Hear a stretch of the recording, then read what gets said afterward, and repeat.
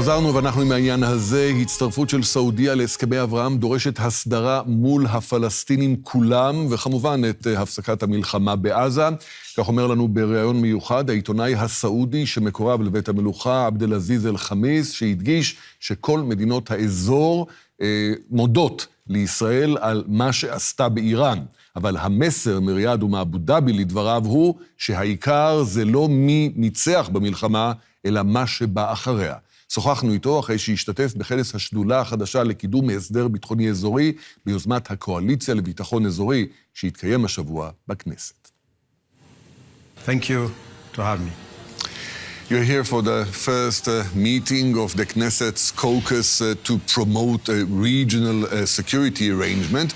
You are a Saudi with well-established connections.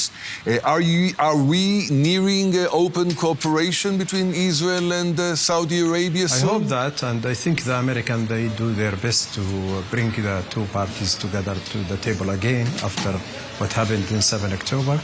But I'm thinking about is the most important thing to solve the Palestinian problem, the Palestinian conflict. And it's not only Gaza ceasefire, and after that we will go back to the tables. I think if there is some new deal, a peace deal, contain Gaza and the West Bank, it will encourage the Saudis to go to the table again with the American and have some deal, not only for themselves only, but for the Palestinians. For the sake of our viewers, Mr. Al-Khamis, let's state clearly the conditions that have to be met in order to go forward in that regard. I think the most important thing to have full solution for the Palestinian conflict and to arrange some roadmap for peace in the region, and this is what they will let Saudis to come and to negotiate for a new deal between Arabs and Israeli. And the Saudis, they think about a full solution, not only a part solution. They don't want only Gaza Strip and the ceasefire only happened, and after that they will go for a normalization. They think about the end solution, the last solution, the full solution for the conflict. They will not come back again to war after war after war. That's why this is what they pressure to have it, and I think the American, they agree with them. They should have a solution for the Israeli and Palestinian conflict.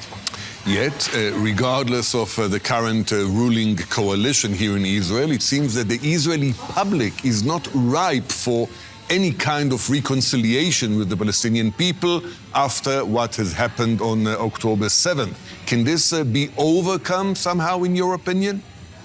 I think if there is a new Palestinian leadership, and this is what the Saudis and Arab countries try to establish and to try to push the Palestinians to have a good and decent leadership, strong, to control all of the Palestinian land from Gaza to West Bank. If this happened, the Israelis, they will go to talk to some good and honest leadership in Palestine, in Ramallah. And this is what the Saudi they're doing now to create this leadership. And I think if there is some Palestinian, they come to the table with the backup from their people, they can deal with the Israeli. But the Israeli, they not satisfy themselves with this leadership, the current leadership in Ramallah, and they want some change, and Arabs, they help in this way. And President Trump, who wants so badly to expand the Abraham Accords, Saudi Arabia obviously is considered the Holy Grail. Do you think that President Trump can persuade the Israelis to go in that direction? I think President Trump and the Saudis, they believe in two-state solution. But the problem is in Israel. And I think it's Israel leadership and Palestinian leadership. Those two parties, they not reaching a good point to get a very good support from Arab world and from America. And the problem is that from the side of Palestinian, the Saudis, they try to help, as I said, to create a good leadership with Egypt and Jordan and other countries. The other thing, the Israelis, they have a new election. We hope it will bring some leaders. They believe in peace and they trust the guarantee from the United States and Saudi Arabia and other countries, Arab countries. How did Israel's 12 days war in Iran affect the regional geopolitics? It's a give a hope to let the Iranian understand they are not away from wars and from paying the price of wars.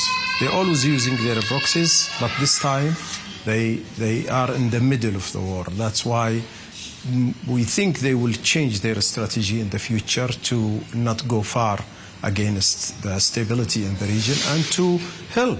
Why they not part of the peace deals in the region? And I think they have a very tough lesson after what Israel and America did in Iran. And I think the Iranian leadership, especially Khamenei, he will think twice in the future when he can affect and or create like what happened in 7 October. So it would be right to assume that you think that Israel managed to rehabilitate its deterrence. I think Israel, they did a job not only for their benefit, for the region benefit. We all benefit from what happened. Israel, they paid a heavy price. Iran, they paid the most heavy price. And we think it will bring the region to talk to each other and bringing to reality, especially in Tehran, the leadership in Tehran, to understand they are not away and they are not far from paying a price like other their victims, especially in Gaza. Abdullah Aziz Al-Hamid, I thank you so much for talking to us. I appreciate it. Thank you.